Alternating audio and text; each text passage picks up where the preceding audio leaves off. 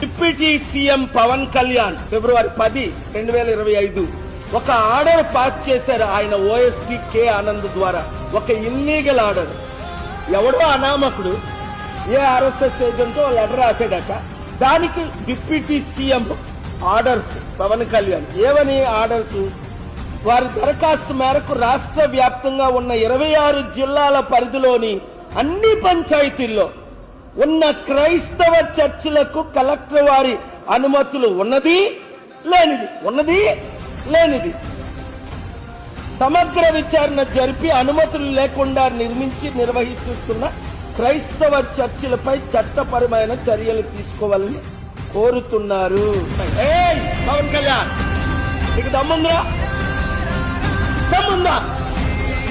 అనడం కాదు, పిచ్చి కుక్కలాగా ప్రసంగాల్లో.